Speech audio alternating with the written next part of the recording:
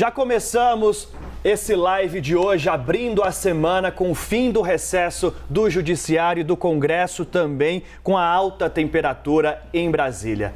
O tom da volta aos trabalhos no STF foi dado. A fala do presidente da Corte, ministro Luiz Fux, já na abertura do segundo semestre, vai trazer mensagens direcionadas ao presidente Jair Bolsonaro. Foi o que apurei com integrantes da Corte. Nas últimas semanas, ministros do Supremo têm cobrado de Fux um posicionamento forte, além de notas de repúdio às falas do presidente Jair Bolsonaro e de ministros do governo, principalmente ameaçando as eleições de 2022. Falas essas avaliadas como antidemocráticas. Um dos maiores incômodos foi o recado dado pelo ministro da Defesa, general Braga Neto, de que não haveria eleições no ano que vem se o voto impresso não for adotado. Uma informação revelada pelo jornal Estado de São Paulo e confirmada pela CNN. Fux até cogitou, foi aconselhado a citar nominalmente o ministro Braga Neto em seu discurso, mas não vai fazer. Vai focar na defesa da democracia como um todo, de forma mais geral, sem nominar. Mas o endereço é claro. A crise entre o Planalto e o STF se estende. Não há sequer uma data definida para aquele encontro, lembra? Entre os chefes dos poderes. Ontem, manifestações pró-governo trouxeram mensagens contra o STF, infladas por integrantes do governo.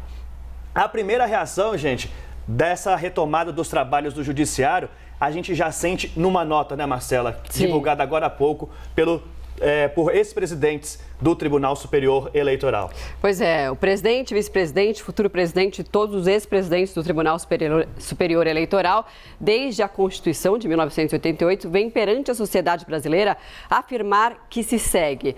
Eles colocam ali pontos importantes. Eleições livres, seguras e limpas são da essência da democracia. No Brasil, o Congresso Nacional, por meio da legislação própria, e o Tribunal Superior Eleitoral, como organizador das eleições, conseguiram eliminar um passado de fraudes eleitorais que marcaram a história do Brasil no Império e também na República. Continua no ponto 2. Desde 96, quando a implantação do sistema de votação eletrônica, jamais se documentou qualquer episódio de fraude nas eleições. Nesse período, o TSE já foi presidido por 15 ministros do Supremo Tribunal Federal. Ao longo dos seus 25 anos de existência, a urna eletrônica passou por sucessivos processos de modernização e aprimoramento, contando com diversas camadas de segurança. E aí continua a carta falando da segurança da urna eletrônica. As urnas eletrônicas são auditáveis em todas as etapas do processo, antes, durante e depois das eleições. Todos os passos podem, inclusive, ser acompanhados. E aí continua aqui. É importante observar ainda que as urnas eletrônicas não entram em rede e não são passíveis de acesso remoto, por não estarem conectadas à internet. Esse é um ponto importante, porque havia essa especulação de que poderia haver um ataque e fraudar as eleições, o que não pode acontecer porque as urnas não estão conectadas à rede de internet, né, Dani? E esse ponto número 4 é direto. Atenção, o voto impresso não é um mecanismo adequado de auditoria a se somar aos já existentes por ser menos seguro do que o voto eletrônico, em razão dos riscos decorrentes de manipulação humana e da quebra de sigilo. Marcela, arrasta pra gente lá no final para mostrar para vocês quem assina essa nota pública. E bastante emblemático termos também nessa assinatura. Olha lá, o presidente do Supremo Tribunal Federal, ministro Luiz Fux. Além deles, temos ali o ministro Luiz Edson Fachin, Alexandre de Moraes, que são futuros integrantes da cúpula do TSE, que vão presidir o Tribunal Superior Eleitoral durante as eleições do ano que vem.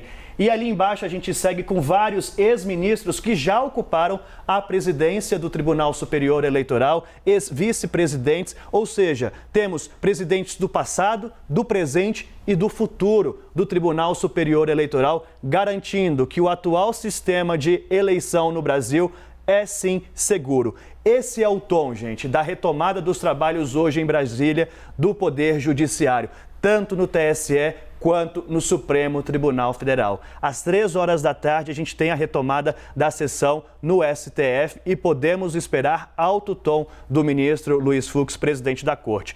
Basília Rodrigues já chega para cá, porque essa carta, Basília, bom dia para você, já dá um claro termômetro do que a gente está esperando. É isso, Marcela de Juto, muito bom dia a todo mundo que está aí acompanhando o Live CNN. Essa carta vem aí para reforçar a retórica de que fraude nas eleições é mito. Antes, durante e depois do processo eleitoral, as urnas, o voto são auditáveis. O objetivo aí é desmistificar essa ideia de que as eleições acontecem em um cenário de fraude, em que a contabilidade dos votos é feita em uma sala escura por pessoas pontuais, né? Ou seja, a tentativa de levantar queixas contra o processo eleitoral, tentando antever o resultado dessas eleições, acaba incomodando quem está lá trabalhando na Justiça Eleitoral. A gente vê uma manifestação em grupo do presidente do TSE e também de ex-presidentes da Justiça Eleitoral, com o objetivo de mostrar que esses ataques não são contra uma ou outra pessoa, contra uma corrente ideológica ou outra, mas sim contra uma instituição e, por que não dizer, contra a própria democracia.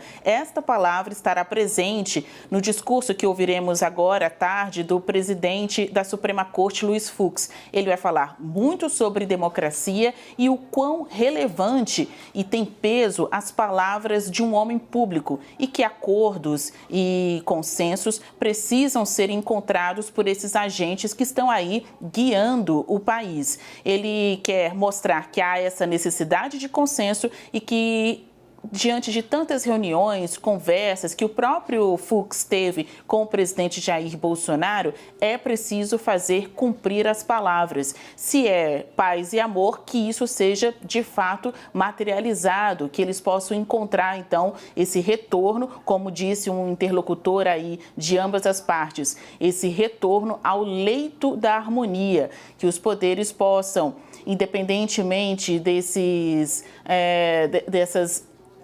inquietações com a chegada de um processo eleitoral, deixar muito bem definido que a democracia está protegida. E alguns questionam: a quem interessa levantar suspeitas sobre o processo eleitoral de 2022?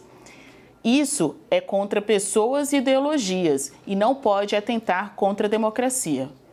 O recado está claríssimo, Basília. Esse tom também que podemos esperar do ministro Luiz Fux hoje à tarde já mostra o ânimo em Brasília. Já a gente conversa mais sobre isso. Vamos começar com a Juliana Lopes, ela que trouxe essa carta para a gente aqui dos ex-presidentes do TSE, do presidente atual, do futuro. Ju, é uma carta forte, de peso e que ali, ó, do outro lado da rua onde você está, no Supremo Tribunal Federal, a gente já deve ver à tarde um reflexo disso. Bom dia para você.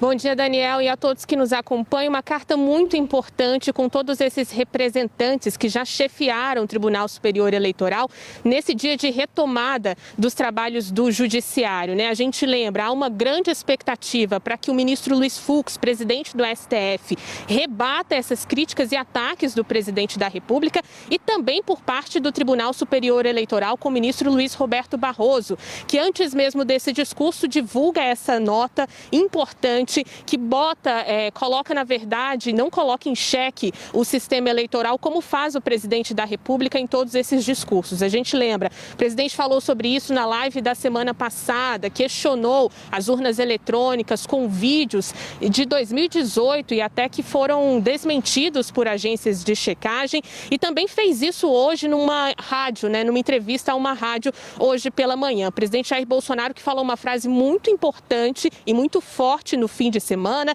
que se não há eleição limpa nem democrática, não vai haver eleições. Portanto, essa carta vem como uma resposta e é claro que a gente vai acompanhar o discurso de abertura dos trabalhos do Tribunal Superior Eleitoral.